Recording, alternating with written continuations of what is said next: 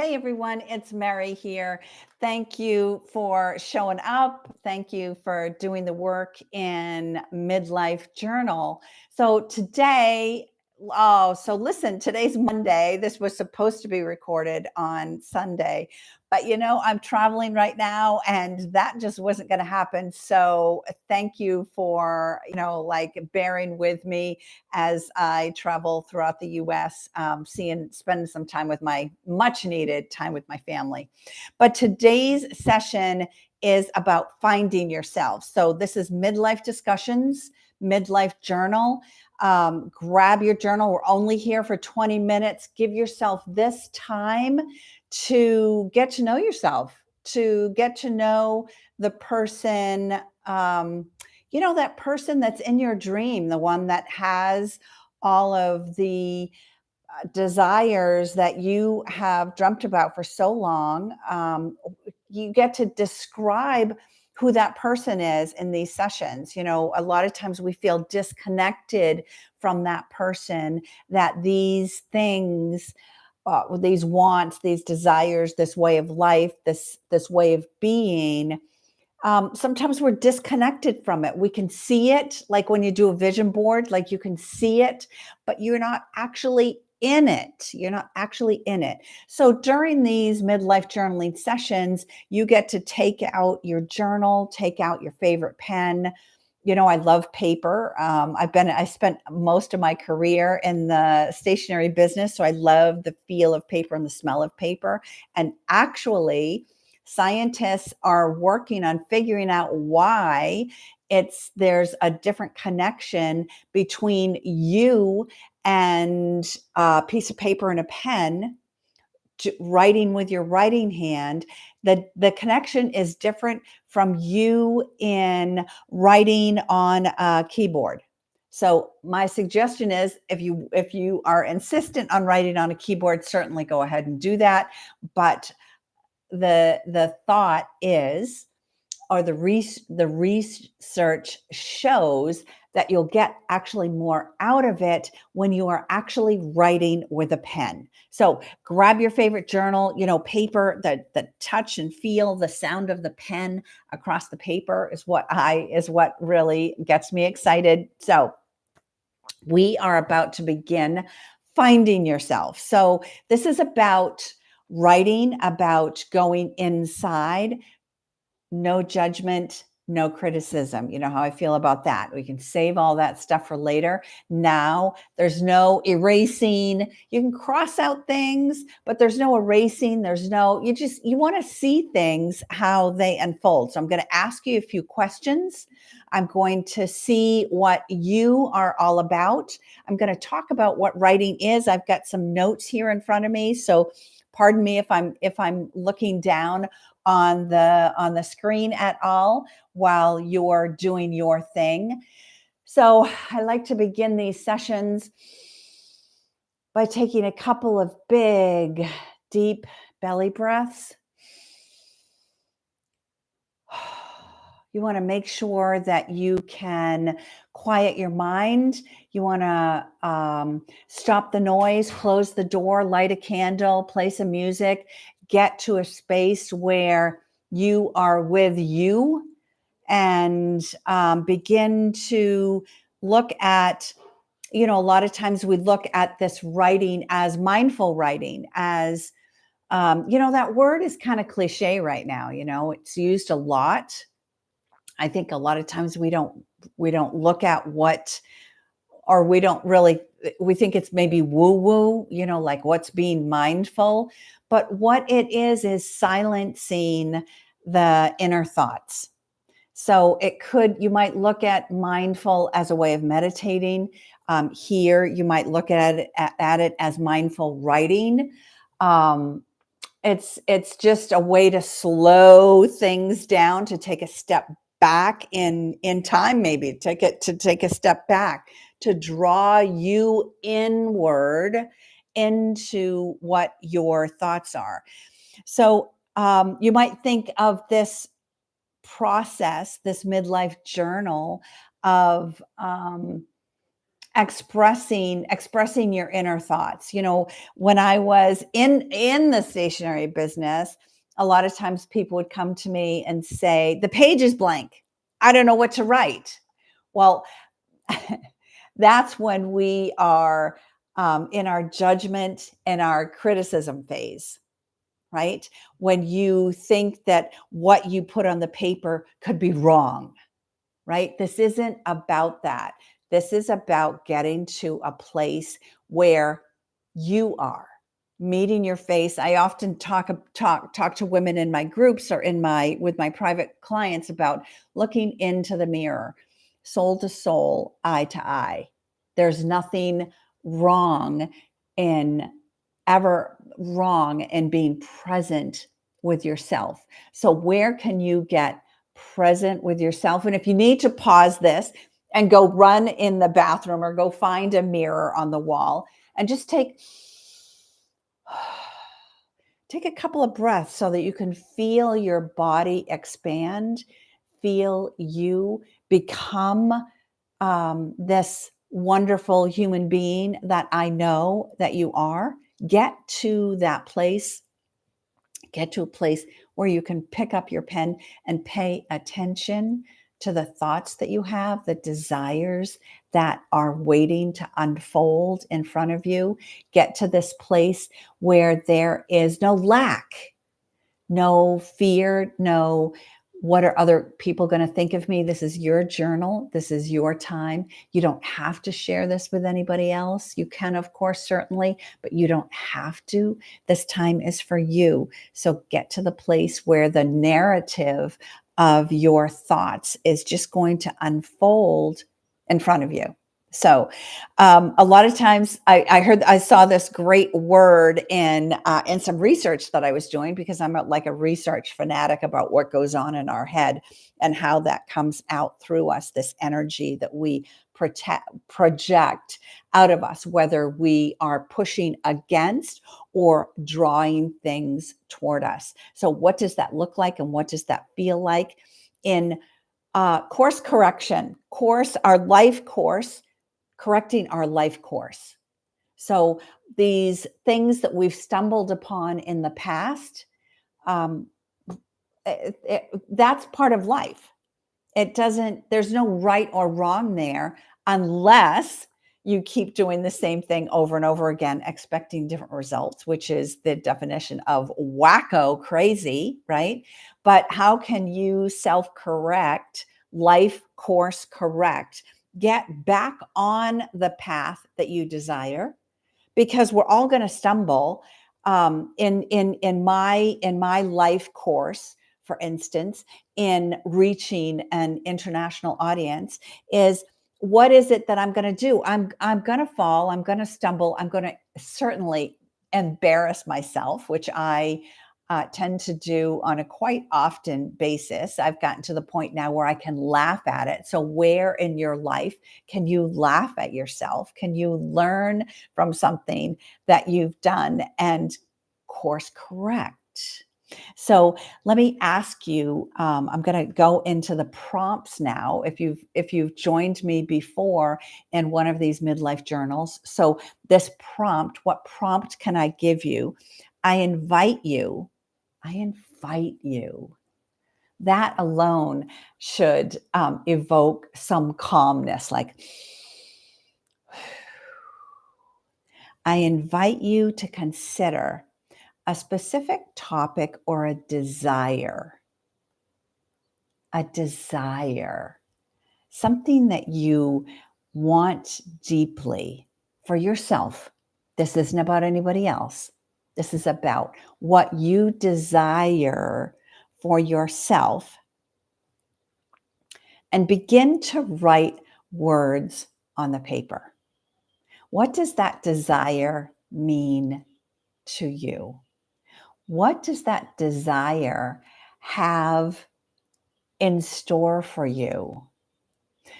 Who is the person that you are about to unfold into once the desire is attained? And that desire can be can be anything, and it can be something quite small.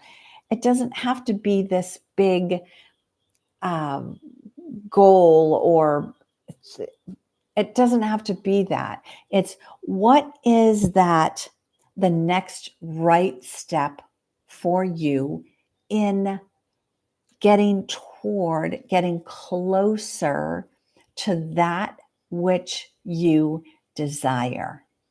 What are the words that come up for you that you're just going to write on the paper? It doesn't have to be even sentences. It can be phrases. It could be simple words that you're putting on the paper of what that desire looks like, what that desire might feel like. Who is this person that has that which you desire? What is that unfolding? What are the steps that you will go through? What is the territory that you'll traverse? Like how are you, what might come up for you that would stop you from moving forward in attaining this desire? So if we take a look at these things that we want so deeply and we view them, like I often talk about looking down on ourselves, if we can view ourselves in going through this course correction, this life course correction, like where does that path go? Because the line is never straight.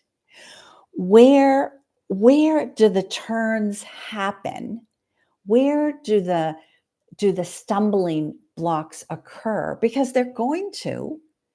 And if you can take a look at those now, like right now, and get prepared for them. What will I do when this happens? How can I course correct then to get back on the path to the desire? No different than, for instance, Dorothy on the yellow brick road. The course was never straight for her.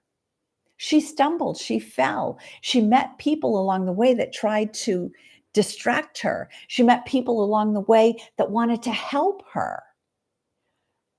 She needed to ask for help. So if we know these things ahead of time, then we can look for those course corrections, maybe even highlight them, maybe even star them, circle them. What are those words that will prompt you to get back on this path to course correct? So take a look at what that might mean for you. A lot of times I look for quotes that will guide me along my path. Sometimes I might look for, mantras, things that I can say to myself in the mirror, because I think I do some of my best work in the mirror when I'm talking to myself, because I can see my body. Am I holding myself tight and tense? Or am I relaxed? Am I in my power stance?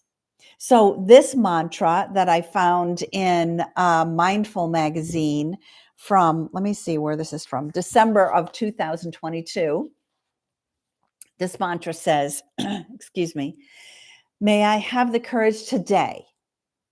May I have the courage today to live the life that I would love, to postpone my dream no longer, but do at last what I came here for, and waste my heart on my fear no more. Now, wouldn't that be great if there was that we spent no time wasting our journey toward our desire without fear? What if we could remain present so much? And what would that look like for you on your journey to creating this life? What would that look like for you? And now if you look at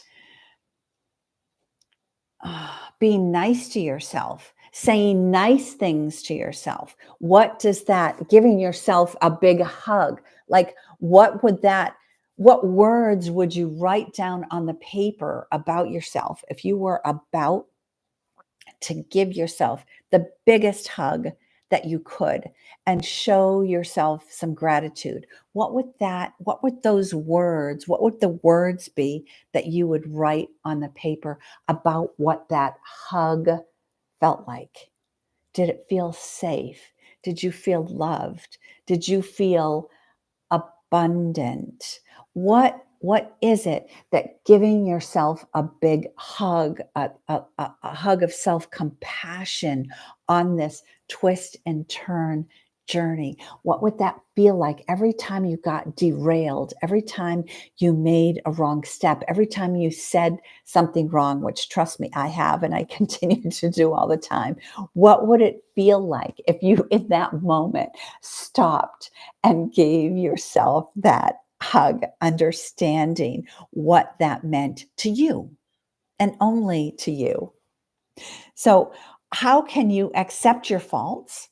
How can you accept the fact that on this journey to your desire, that you will stumble and that you do have faults? We all do.